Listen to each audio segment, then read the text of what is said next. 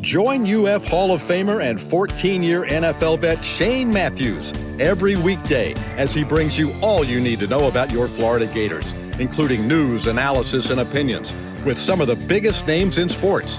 Find us on Spotify, Apple Podcast, Google Podcast, or wherever you listen to your favorite podcast. Or watch us live at 8 a.m. on Facebook, YouTube, and Twitter.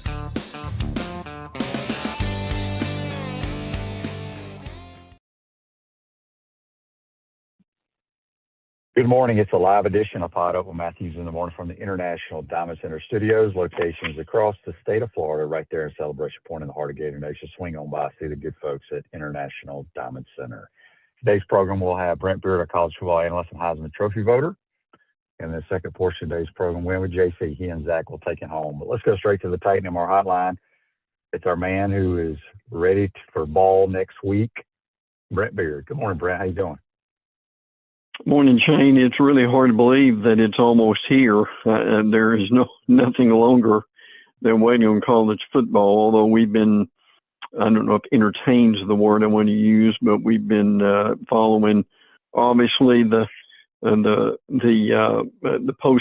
the preseason, and all that's going on. So it is exciting that it's almost here, yes. Yep. We had some sad news in the world of sports, especially in the Southeastern Conference this past week, Brent.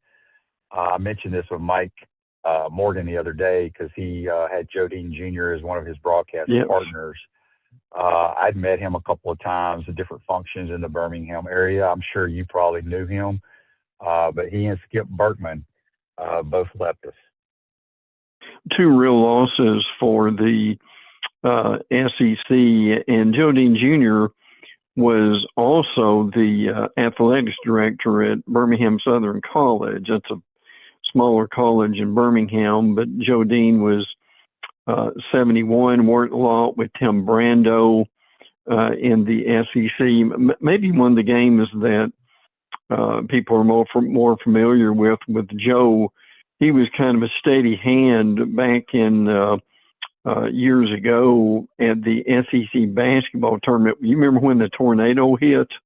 When they had the tournament in Atlanta. Joe was pretty well a voice of reason during that time. Dennis Felton was coaching Georgia, and Georgia had won. And fortunately, that Alabama Georgia game went to overtime. So, but regardless, and people may remember his dad, Joe Dean Sr.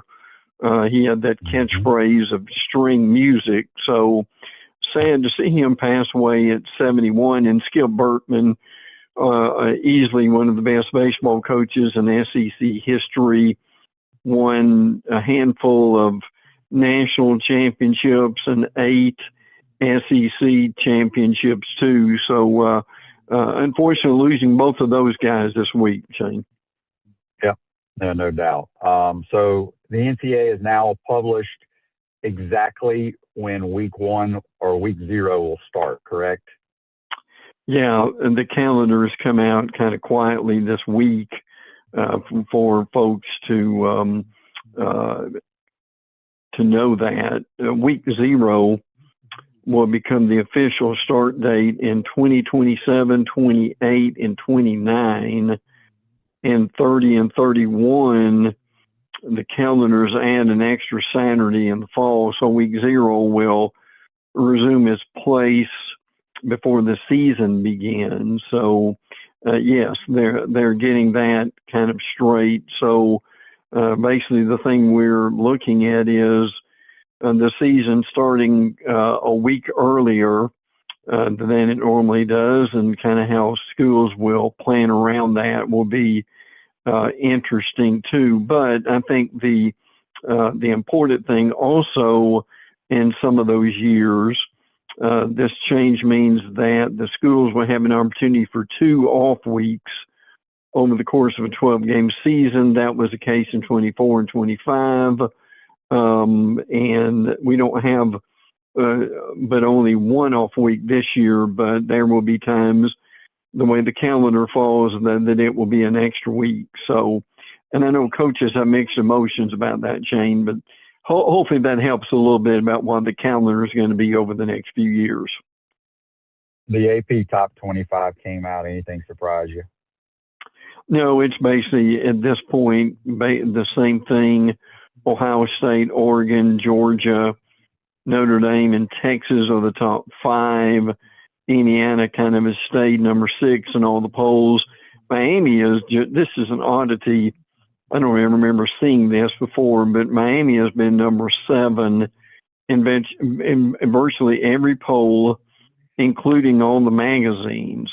So Miami is 7, A&M is 8, Oklahoma is number 10. I won't go through all of it, but and by the way, LSU is 11, Alabama is 13 in the poll, Tennessee is 20, and we've got Missouri at 25.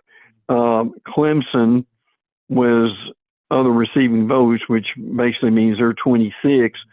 Florida had the next most votes at 51, so they're you might say they're 27, which is interesting. So, but that is where the polls are, and we will get the polls really going next week.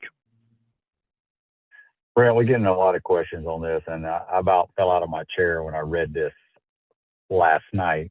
I don't know when it came out, but these kids that are in training camps in the National Football League are now going to go back and play college football. I mean, what the hell's going on? Well, look, that's a great question. And this came out last night that there's a temporary restraining order against the NCAA, came out Thursday, and with players who have a 5th year of eligibility now would be able to play. Now, I think this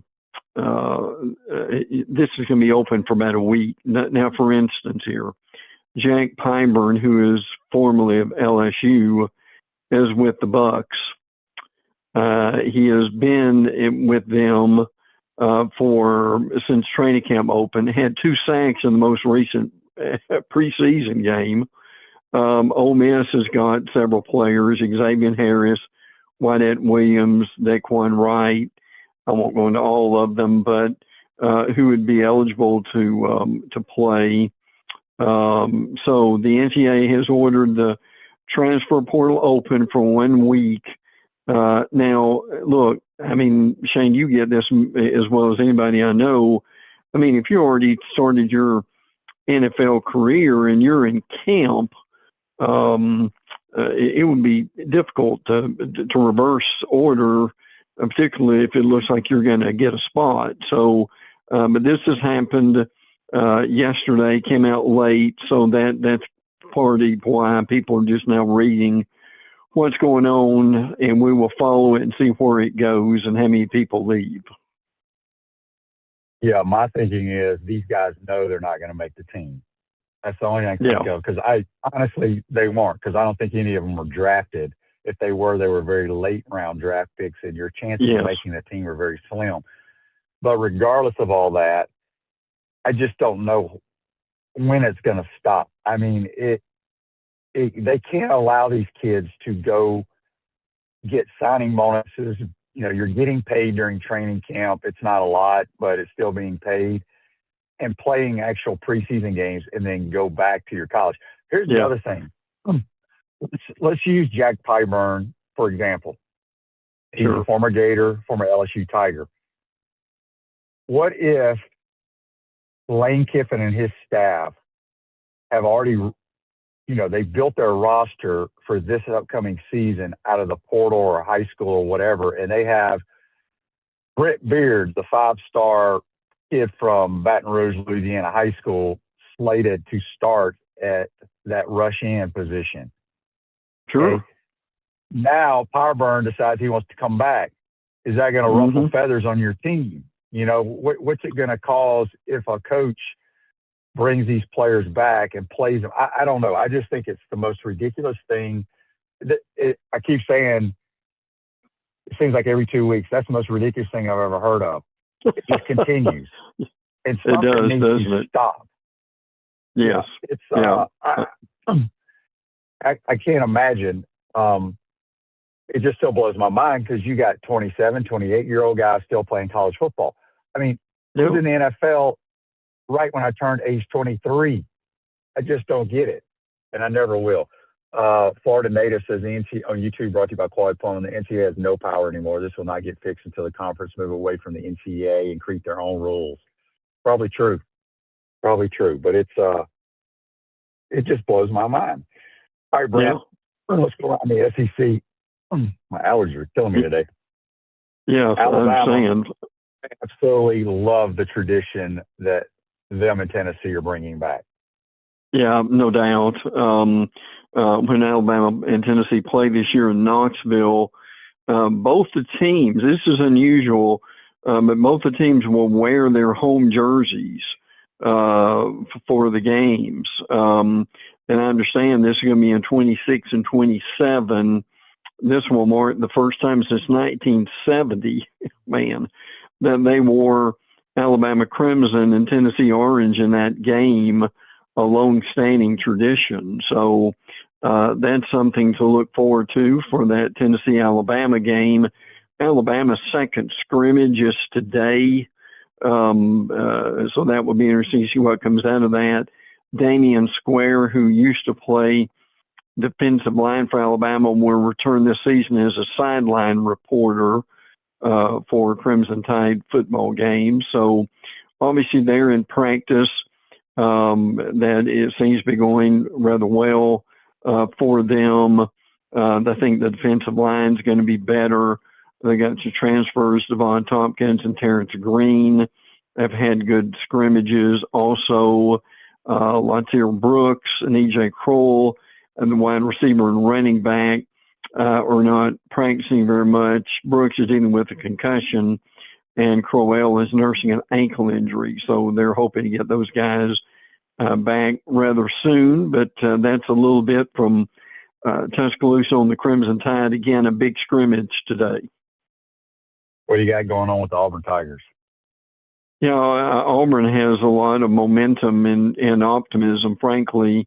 A lot of it is starting around Byron Brown, their quarterback, who obviously transferred from South Florida in a recent scrimmage. He had a 60-yard touchdown run and several other runs, 20 yards or more. So he's going to be a real threat, to say the least, as a dual threat guy. Keyshawn Singleton was a recipient of some of his passes, so that's encouraging for them. Also, I think their offensive line's coming into play. They've got a lot of new guys there. That's going to be a little bit different for them. Cody Sigler, who is on the defensive side of the ball, has been called out and played well. So got a pretty deep running back room. Jeremiah Cobb is their number one quarterback. So, and again, Shane, one of the bigger games that's beginning to get a lot of attention is Florida going to Auburn in September, for what that will do for both those teams. Yeah, I can't wait for that one for sure. All right, what's going on with the Mighty Gators?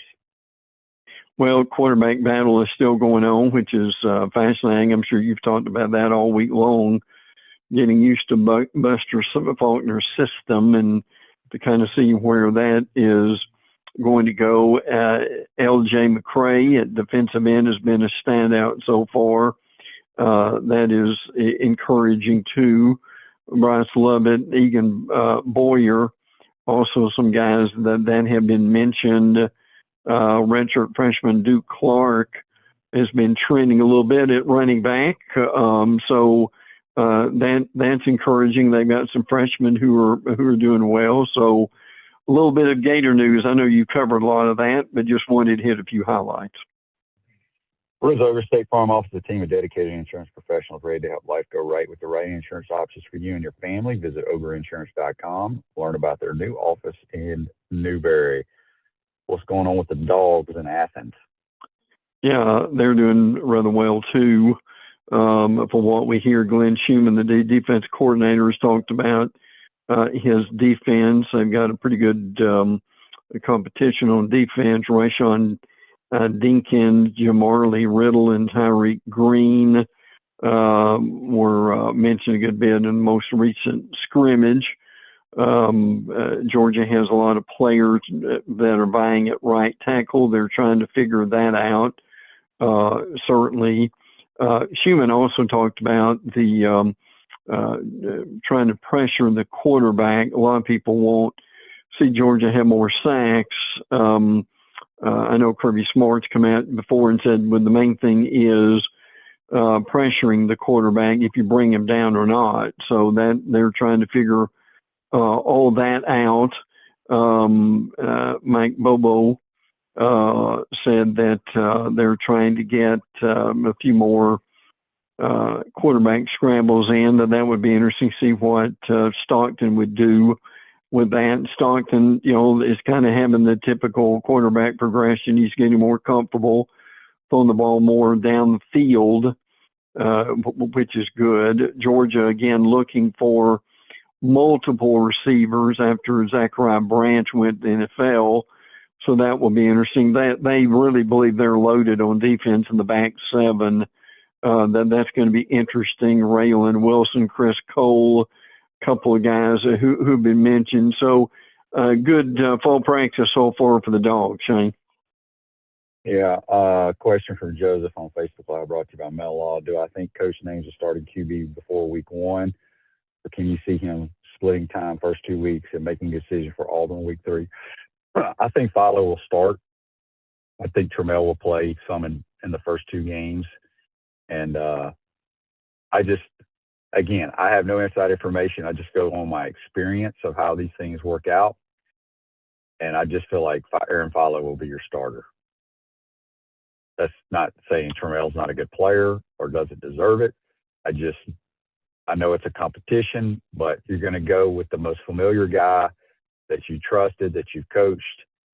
And then if that doesn't work out, then you switch to the other guy. But they're going to go, in my opinion, and that's what I would do if I was a coach. I'd go with the guy that I felt the most comfortable with. Only makes sense. Sure. But we shall see. We shall see. What's going on with the LSU Tigers, Brent? They're revamping their defense. As we remember last year, they needed to do that. Blake Baker is still the D coordinator and has done a good job. Princewell Yu, Malik Blockton, TJ Daugherty, Ty Benefield, some familiar names who have had a good fall camp so far. That's been good. One of the guys standing out is Jaden Bracker, 6'3", 220. On the defensive side of the ball, he's done well. Speed guy, so they really like him. Princewell Yu has looked sharp in camp. Jordan Ross is coming along. Lamar Brown. These are names we'll get familiar with a little bit later, but I won't mention all of them, but just throw that out. And they're pretty happy with what's going on offensively. Sam Levitt settling in at quarterback, the transfer. Dylan Jones running back, Winnie Watkins, Jackson Harris, Jace Brown, and wide receiver Trey-Daz Green at tight end. So we know LSU, and they know that coaching staff, so they should be pretty potent on offense, but it's still going to take them a while, as we mentioned several times. Offensive line needs a lot of work. And that's, you can say that about a lot of SEC teams. So we'll watch that one too. Now, what's going on with the Oklahoma Sooners?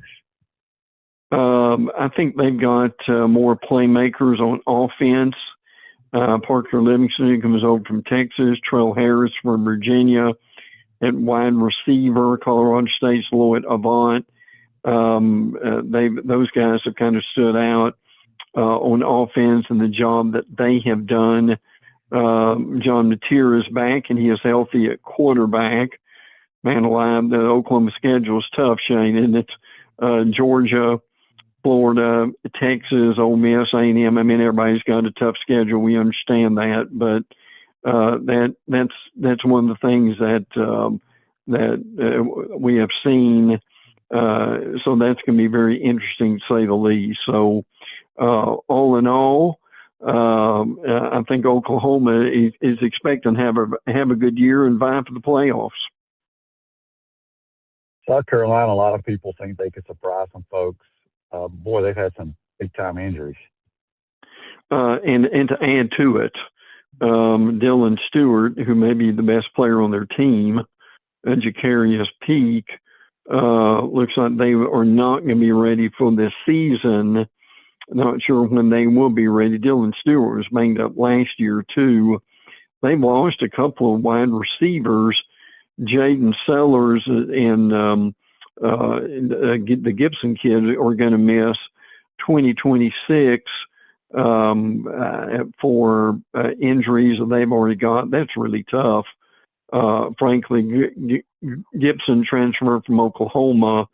He didn't play a whole lot the last 2 years, but I'm not saying they're the most injured team in the league, Shane, but South Carolina's had a tough preseason so far.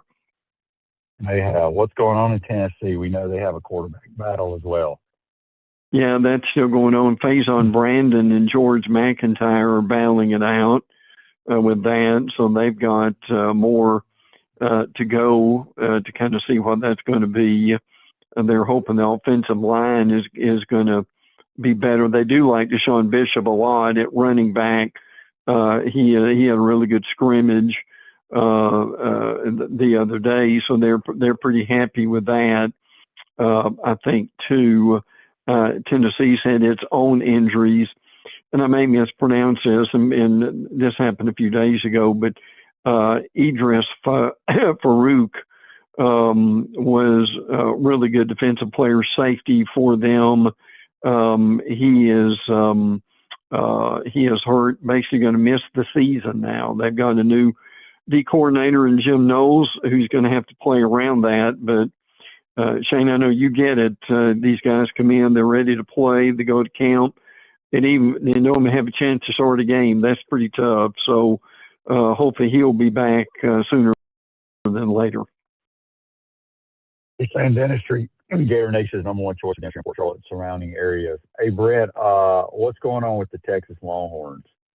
I added this just because it was interesting. Brent McMurphy, the writer, talked to Art Briles, if people remember that name. Art Briles used to be at Baylor, but Art Briles told Brent McMurphy back in 2014 that he actually accepted a 6-year deal to replace Mac Brown at Texas, but changed his mind after Baylor lost the Fiesta Bowl. So, Shane, this is one of those. It really doesn't, does it? Yeah, I agree with that. But but that kind of came out, so I'm not real sure. That's one of those what ifs that you wonder about that would happen. Frankly, but look at Texas, and they have a really good team. They do host Ohio State, Oklahoma, Ole Miss, Tennessee, LSU, A&M, and SEC play. So it's not going to be easy for them. But a lot of people thinking Oklahoma and Georgia are going to be the top two teams in the SEC. Kim Coleman, who transferred from Auburn, has just kind of been a highlight reel, frankly, so far. So we're keeping our eye on Texas, Shane, to say the least. Yeah, real quick, Brent, before we get you out of here, give us some nuggets on the Seminoles, and then Andy's question about Miami on Facebook Live, brought to you by Mel Law, that they dismissed Cam Ball, a very touted wide receiver transfer from West Virginia. Are the Canes cracking down on thugs now?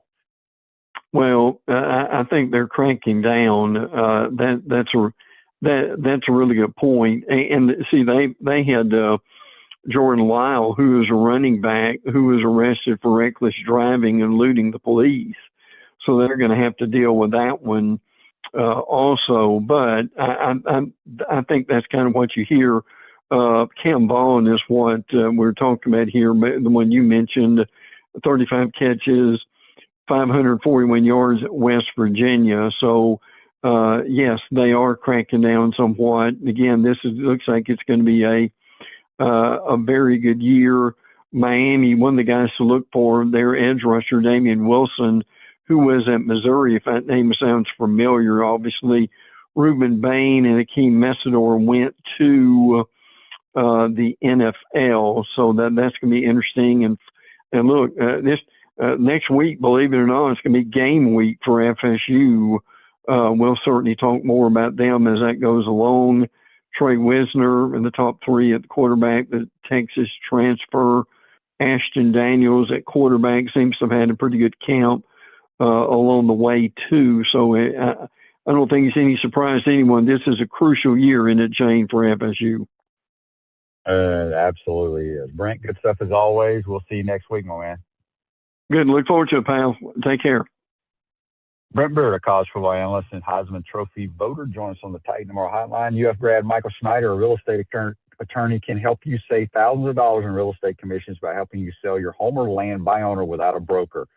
Michael Schneider, PLLC, serves the entire state of Florida. Contact Michael at maschneiderpllc.com. A quick timeout, come back. JC takes over. Win with JC. You're watching, listening to PodUp Matthews in the morning from the International Diamond Center Studios. We'll be right back. Our premium sponsors are Atlantic Roofing, Campus USA Credit Union, International Diamond Center, J.F. Hayden's Craft Liqueurs, Los Landeros Tequila, Meldon Law, Titan MRI and Imaging, Castaway Sauce, UF Health Orthopedics, Michael Schneider PLLC, Florida Legends Gala and Experience, Money Metals, Sensei Asian Bistro. Our gridiron sponsors are Baker Sports, Florida Cracker Oyster, Gallo Car Wash, Miapa Latin Cafe, Peachland Dental, Quality Plumbing, Rue's Ogre State Farm, Silverback Concrete, 84 Lumber, Big Mills Cheesesteaks, Celebrate Primary Care, Gator Bait Media, Florida Cracker Kitchen, Gator Dominoes, Ironwood Golf Course, McDonald's of Gainesville, Tropical Smoothie Cafe, UF Bookstores, International Gold and Diamond, Advocare, and MGA&A Wealth. Watch and listen to us live on Facebook or YouTube. Listen to podcasts wherever, on Apple, Spotify, or wherever you listen to your favorite podcast. Remember to like, follow, and subscribe so you don't miss an episode. And to advertise, be sure to call my man Freddie at 352-284-3733. Recent price spikes in groceries, healthcare, gasoline, steel, and lumber tell the story of inflation. As the reality of all this inflation sinks in, investors will be acting quickly to diversify and protect themselves, their families, and their assets. Low transaction costs are one reason Investopedia calls Money Metals the best dealer in America. Don't waste any more time. Start protecting your savings today with physical precious metals at moneymetals.com/go. Ever dreamed of catching a touchdown pass from Tim Tebow or Danny Warfel? Or taking a handoff from the legendary Steve Spurrier? Then you need to join the Florida Legends Experience on Sunday, August 23rd. You'll receive a personal video of your touchdown and your football signed by the Gator Heisman winner. Enjoy an unforgettable day of Gator greatness while supporting the incredible mission of the Isaiah 117 House. Tickets are limited. Get yours now at FLLegends.com. That's FLLegends.com. Don't miss your chance to be part of Gator history. When the late, great Charlie Daniels would need a place for jewelry he could trust, he turned to International Gold, Diamond, and Watch Exchange. Hi, I'm Charlie Daniels, and I live in Tennessee, but when I get ready to do something serious about jewelry or a gift for my wife or somebody, I always get in touch with the folks at International Gold and Diamond Exchange here in Gainesville. There's a lot of reasons for that. One reason is they sell nothing but the best. Find out what Charlie was talking about for yourself at International Gold, Diamond, and Watch Exchange at 3440 West University Avenue and online at igdwex.com. Hi there, this is Coach Steve Spurrier, and I want to let you know that by popular demand, Spurrier's Gridiron Grill's delicious brunch is now served in a premium buffet. You have spoken, we have listened, and we're now serving Gainesville's only elevated buffet, complete with an omelet station, ginger sage chicken sausage, shredded short rib, plus you can enjoy bottomless mimosas and Bloody Marys. So join us every Saturday and Sunday from 11 to 3 for the best brunch in town.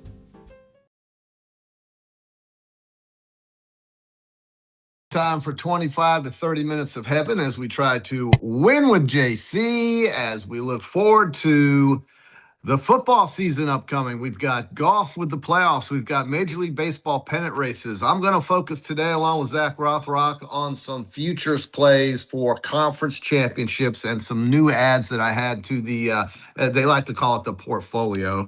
But I'll tell you, we've got not much time left. There's only 8-9 days to go before we kick it off next weekend in college football. And I'll tell you, there's 3 games that I'm looking forward to watching next weekend on the 29th.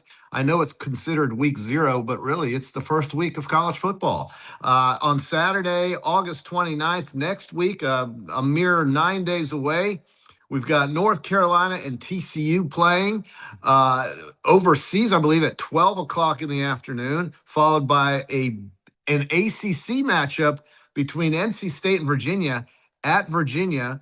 That's at 3:30, and then the game I'll be watching at night, and I expect it to be a walkover for Florida State as they will play the Aggies of New Mexico State at 7 o'clock. They are a 30.5-point favorite, the Seminoles, as they hope to start the campaign with Mike Norvell's seat very hot with a win against a non-conference opponent from, I think it's the Mountain West Conference. I don't know, the New Mexico State Aggies. So we'll look at that. I had some messages here from Clint and Barone, the great Barone of South Florida. Clint Clemens wants to know, do we do player props, prize picks? If so, who do you have for college football? Player props are tough because there are just so many college football players. You have to really zone in on 1 or 2 or 3 for a game that you plan on watching. If I were to do a player prop, I was listening to Brent Beaird earlier with Shane talking about Byron Brown, who really sparkled, I guess you could say, in their scrimmage at Auburn University. And this is a guy that accumulated over 4,000 total yards as the quarterback for Alex Golesh down at South Florida. So if you're looking for numbers, if you want overplays, if you want a guy that chews up a lot of yardage, it would appear that would be a guy you would consider, but there's so many. I mean, this is the year of the quarterback. It truly is. There are so many good quarterbacks playing this year in college football that next year's draft is really going to be exciting for teams in the NFL that are looking for help at the quarterback position. So there's just so many, one of whom I will discuss here in a minute with one of my added plays to my portfolio in the Big Ten. Barone wants to ask, do we do preseason football unders? Yeah, well, that's been the win right now. That's clearly been the winning strategy if you're looking at preseason football. And oddly enough, I really dislike preseason. I certainly am not a guy that sits around thinking, hey, I got to bet this game tonight, because there's just so many unknown variables. But in the preseason, I actually have a game I really like. And I'm going to tell you exactly what it is if I can find it. I wrote it down this morning. I was up at 5:30 in the morning trying to figure this all out. While you're looking for it, I can give a real quick take on some preseason. So the week 1, we saw the unders come in at a pretty high rate. Yes. The unders, I believe they won, I want to say 70 or 7 out of 10 or something like that. So, but I think in week 2, I think we're going to see a shift back, because the starting offenses are going to play the whole first half, potentially maybe even that first drive of the second half. So I think the scores are going to tick up for week 2. So I like the overs in week 2, but then for next week, for week 3, regardless of the results 6 week, I'll go right back to the unders again. Because I think we're going to see a back and forth. I just don't see a world where the public is going to be able to just bang unders for the entire preseason and just win every single week. So if there's going to be a week for the overs to hit, it's going to be this week, the week 2 of the preseason, where the starters are going to play more. An immortal player that I met, former player who loved betting on football games, his name was Kyle Morris, the late Kyle Morris. And he never bet an under in his life. And I don't know if he won more or lost more. But I asked him, I said, why don't you play an under once in a while? I mean, obviously the market's going to adjust to give you the edge if you take the under. And he looked at me and he said, JC, only angry people bet the damn under. And he was really big on Urban when the offenses were going up and down the field with Chris Rainey and Jeff Demps. Urban's offense was unstoppable in 06 and 07 and 08. And they were going up and down the field. And I think that's when he made most of his hay in the in the over/under section of the cards. So that's interesting. Franklin Hall says, "Go Aggies." I think he's talking about New Mexico State's Aggies. Who can forget the great Diego Pavia for New Mexico State going to the plains of Auburn and smoking? And I mean just smoking the Auburn Tigers. Who can forget that? And that's, of course, got him to Vanderbilt University. Don't know really what he's doing now, but he had a hell of a college career. He really did. And some would have argued that they could have made the 12-team playoff last year, or should have, I should say, if this was a 16-team field, which I believe it will eventually become. A team like Vandy would make it in that scenario. Cliff Saunders, K. Cliff, says he thinks the Virginia-NC State game is in Brazil. So, I mean, here we go, bringing football games to faraway lands and places that I don't even know. I mean, I guess they follow it. But an ACC game in Brazil sounds utterly preposterous. I'll just leave it at that. Okay, that's the most ridiculous thing. I mean, they barely can fill the place up in Raleigh. Maybe the novelty of a college football game between Virginia and NC State gets your juices flowing down in Rio de Janeiro. Maybe that's the case. I'm not sure where that game is. I could look it up, but I don't feel like it. The fact of the matter is that it's an ACC game. I think it's going to count. They have some weird rules in that weird league.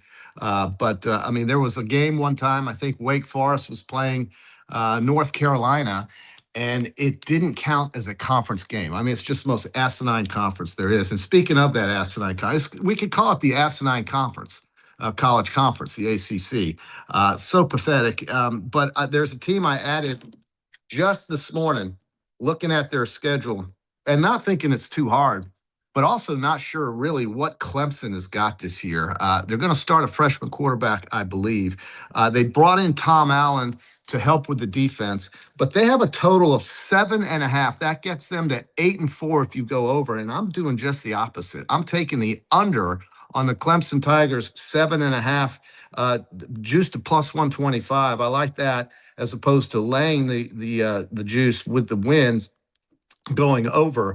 The schedule I said was easy, but then I looked at some of these road games. They play at Cal. That's a cross-country trip to a weird place where weird things can happen. Just ask Miami, who escaped last year in a game they clearly should have lost, or it wasn't last year, maybe it was the year before last. It was the year before last with Cam Ward, but it was at California. They never were in it until the very end.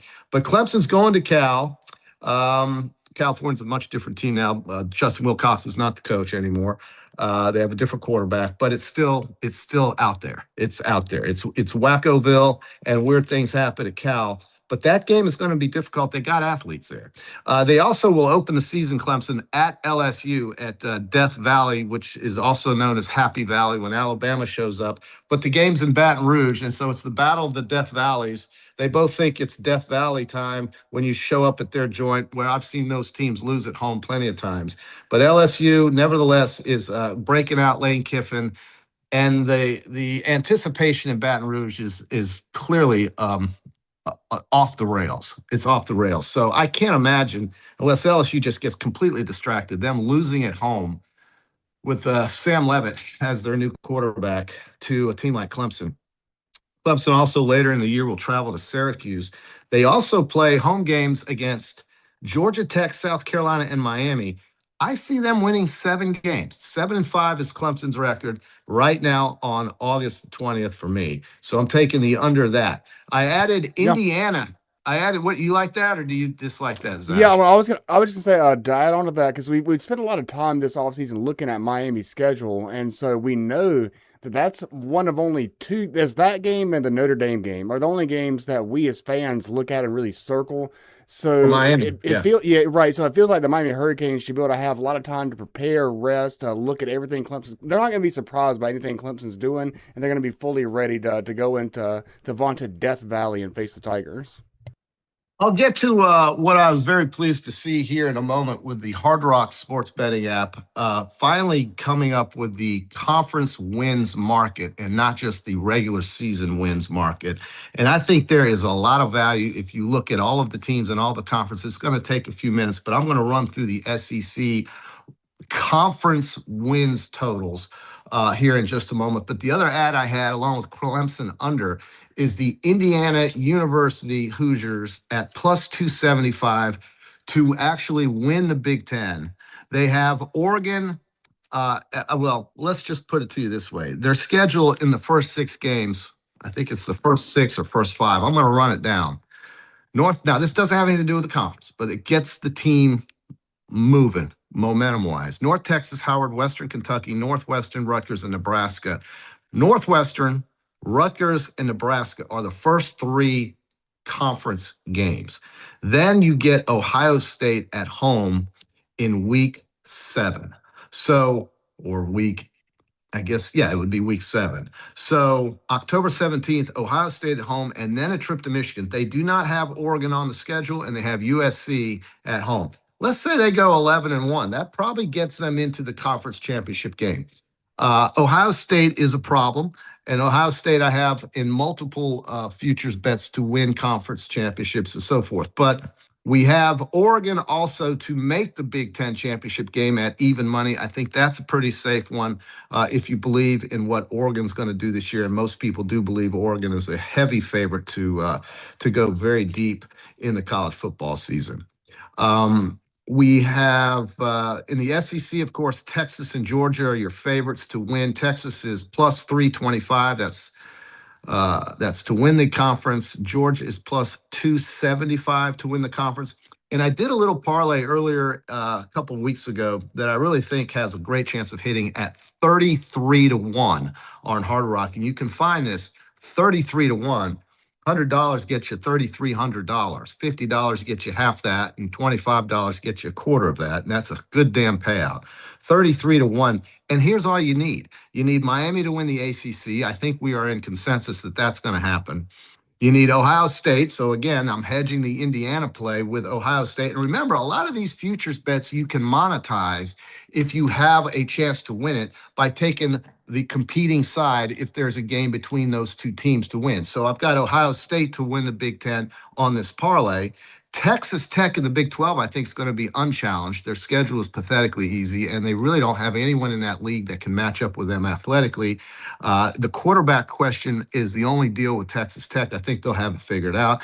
And then I got Georgia to win the SEC. So Miami, Ohio State, and Georgia. You got to love those teams to at least get to their championship games, and then you can hedge if you need to monetize that ticket if the other games are in. And Texas Tech to win the Big 12, 33-1. I'll do that. 33-1. $10 gets you $330. That's worth waiting, a few months for, I think, at those odds. And then there's this other parlay I stumbled upon, and I'm not a parlay guy, but sometimes you key up these teams with these plus odds, and you get tremendous value, tremendous leverage. Ohio State to win the Big Ten. BYU to hedge the Texas Tech side to win the Big 12, okay? BYU, Bear, Brockemeyer. I mean, the team they're all 28 years old. These are men playing against college kids. BYU is going to be there. And then I got Alabama in there. Alabama, BYU, and Ohio State. If you don't like Alabama, put someone else in there with a shorter number. But with Alabama, BYU, and Ohio State, 17,190. That's 172-1. 172-1. $5 gets you 820. Okay, what's wrong with that deal? $10 gets you twice that much, 1,640.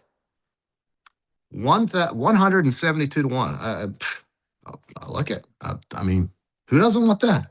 All right, in the Big 12 again, it's Texas Tech. It's part of the parlay, and then BYU is that hedge. In the SEC, it's Georgia and Texas, either one, with Alabama on the long shot. In the Pac-12, which is a new conference this year, it's Boise State at close to 2-1. I think there's no question Boise State's the class of that league. If you just look at the teams in that league, Oregon State, Washington State, Utah State, Colorado State, give me Boise State at close to 2-1 plus 180. To win the Mountain West Conference, I got 2 teams that I think could do that. I like New Mexico, the Lobos at plus 260. I like Air Force at plus 550. And then Miami, of course, is part of that parlay in the ACC. to win that conference. Regular season over-unders. The Fighting Gators of the University of Florida, the Fighting Gators over 7.5 plus 135. I've been saying it now for a month. That's going to require the Gators to win a game they're probably not going to be favored in. But then again, if the Gators are running hot early in the season, those numbers are going to adjust. If the Gators can beat the Auburn Tigers in week 3 and then come home and shock Ole Miss, you trying to tell me that 7.5 doesn't look good? A lot of things have to happen, but they always do when you bet overs. So I got Florida at plus odds over 7.5. I took South Carolina with Sellers, their quarterback, who will not have any classes. In fact, I saw a tweet. Just golfing, huh? This is your guy. This is your guy. This is your boy, Lenore Sellers. I mean, this is, I read this and I thought to myself, is this actually true? How can this be true? How can this be true? Well, it is true. Lenore Sellers literally will not have any classes to attend this fall. So he's not really a student, but he's playing in a college football game. His class should be reading defenses and hitting open receivers. That's his only class is going to be in the football facility. Yeah. I don't know if that's a good or bad thing. I think it's it's fantastic. Yeah, he's graduating in December. Okay, this kid. He's 6'6". He can run like hell. In college, you know, I don't need John Elway. I need a guy that can get the ball in the end zone. I don't need a perfect Tom Brady pass. I need a guy that can get the damn ball in the end zone. Diego Pavia was that guy. This is college football we're talking about. Lenore Sellers may not be Tom Brady throwing the ball, but my God, he can run better than Tom Brady. And in college football, sometimes that's what you got to have. Listen, this kid graduates in December. He has no classes this semester. He has an internship at a local driving range. There you go. At the golf course. Okay. Lenore's football doesn't work out. He's got a backup. I don't think Lenore's is going to be caught up with tutors and getting up at 8 o'clock in the morning or 7 o'clock in the morning to make that 8 o'clock lecture on Greek mythology. It's not going to happen for Lenore's. Right. He's going to be thinking football. I got the Cox at over 6.5 plus odds. Now they're going to have to win a game or two that maybe they're not favored in. It happens all the time in college football, Zach. I know you like this pick. Their win total is right around where it is. I don't love that it appears that they're the most injured team heading into the season. The Jaden Sellers injury and the other wide receiver injury I could eat, but now Dylan Stewart is banged up and might miss the beginning, the big defensive end. So I don't love that, and that does give me some pessimism. But there's always pessimism with the South Carolina team. If you can't eat a little pessimism, you can never bet on these guys. So. Yeah. I mean, I do love Lenore's. I love his attitude. He's got the best attitude. I like the way he carries himself on and off the field. I think he's a great guy. He's a tremendous athlete. He needs to be able to read defenses and hit open wide receivers. But JC, I do have one team, Penn State. We're talking about the overs on the win totals.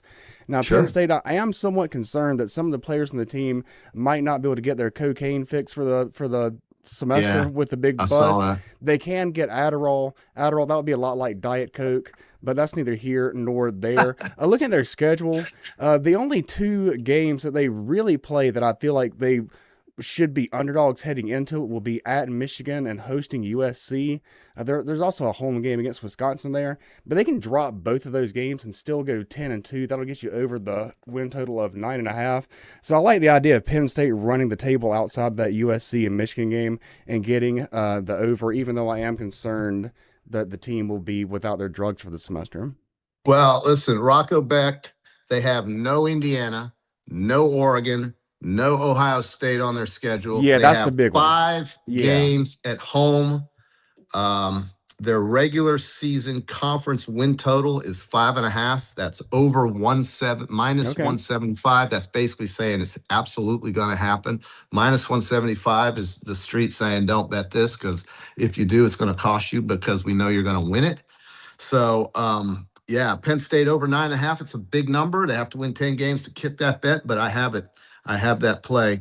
I have Boston College under 3.5. They have absolutely nobody coming back. Tom, what's his name? The coach, O'Brien, Bill O'Brien. Yeah, he's probably not going to last. Bill O'Brien, I think that coach will be out of there by November. Oklahoma is one of my sleeper teams in college football this year. I've got them a little juiced at over 7.5, minus 150. Tough schedule. They've got the players. Penn State over 9.5. Nebraska, I took them because I just have a feeling Matt Rule's going to win 7. He never does. They always go 6-6. Maybe they break through with a new quarterback. No more Raiola in there, who's a statue. Over 6.5. I love this play, though. And I think Gator fans can jump on this play.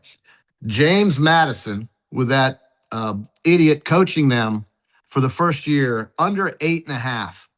With the bum coaching them, he's not winning 9 games at JMU. Take James Madison under 8.5 in the Sun Belt. Missouri over 6.5. And the whole audience likes that one. Well, I mean, the guy's a bum. And you're telling me he's going to win It's 9 hard to argue. James Madison? Give me a break. The guy's not going to win. He might go 7-5. That sounds about right. 7-5. I mean, so James Madison under 8.5 is a big one. I'm going pretty deep on that one. And then I've got the Missouri Tigers over 6.5. So those are most of your conference and win totals in college football that I went through this morning. I want to briefly go through some NFL numbers that I've got for you here as well, because I think September 12th seems like a long time away. But it's just a week after the college football season starts that we get cranking in the NFL. Dallas plus 210 to win the NFC East. I just think they're going to stay healthy this year, and defensively they are going to be dramatically better. Long-term deal with Quinnen Williams. I think Trayvon Diggs is going to be healthy. I just think they're going to be a lot better on defense. I don't think they can get much worse. Detroit, though, is my team to win the NFC North. And I also have Detroit doing an exacta with Green Bay in second, and also Detroit with Chicago in second. Green Bay is plus 500. That's 5-1 coming in second behind Detroit.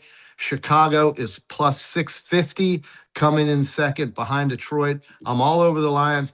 Easy schedule relative to what everyone else in that division is playing. They're playing a last place schedule, and they won 9 games last year, and they were beaten down with injuries. I think this is an easy one for me. Over 10.5 on the Lions. Yeah, I like that. I just want to make sure I understand what you're saying. So you're saying that you did all 3 of these, and basically your logic is that either if the Packers or the Bears come in second, if you just hit one of those, the payout will be more than what you put in. Is that what you did? No, they're two separate bets. I've got Detroit to win the conference. Okay, Detroit's or rather the division. Right. I might want to look at them at the conference too. But to win the NFC North, I also have a separate bet with them winning the North and Green Bay coming in second, and then a third bet with them winning the North and Chicago coming in second. Yeah. That's what I'm getting 5-1 and 6-1 on both of those scenarios.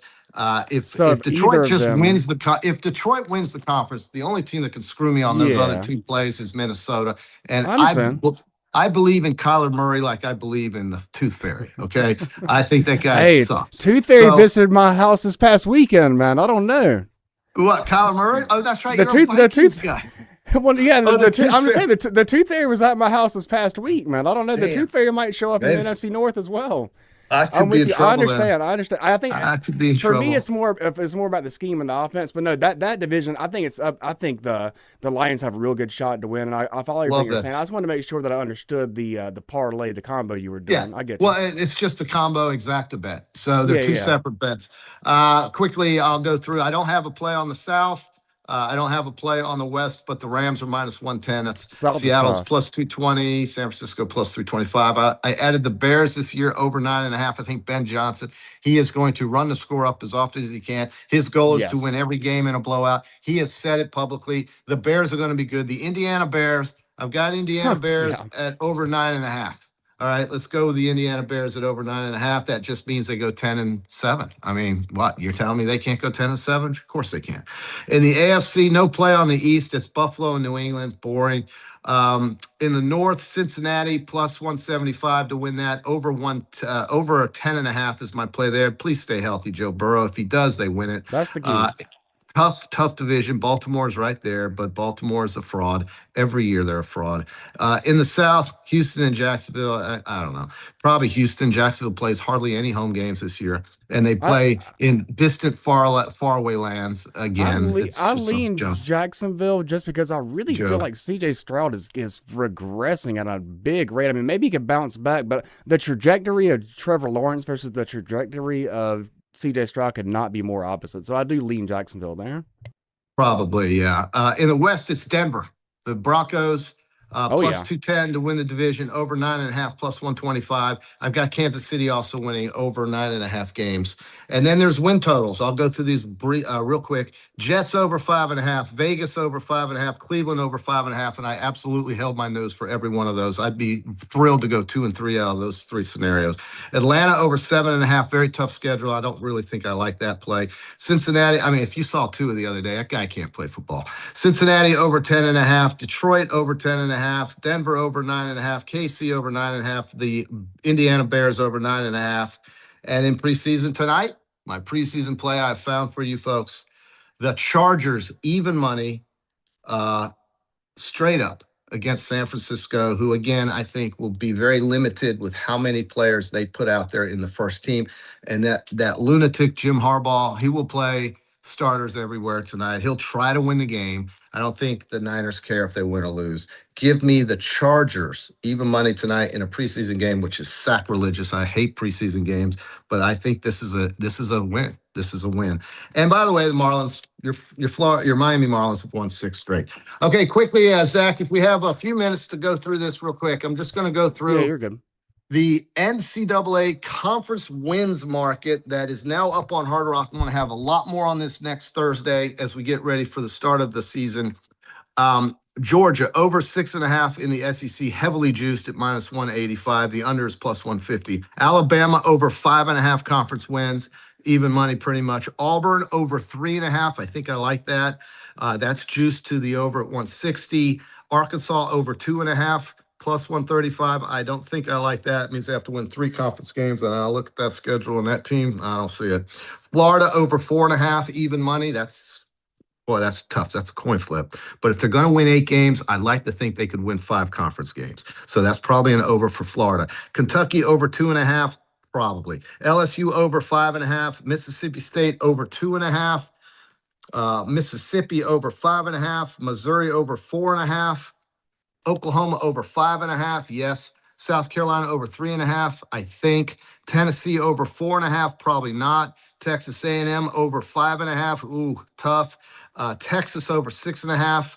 And then Vanderbilt over 3.5. Those are your conference SEC regular season conference win totals. They've got that market up now for every conference in college football. Howdy doody 8227. Hello, y'all. I'm a Gator fan living in Nashville, Tennessee. Go Gators.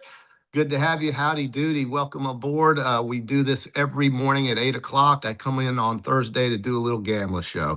Shane Matthews and I on Monday, Wednesday, and Friday at 8 o'clock. Shane has guests on Tuesday and Thursday.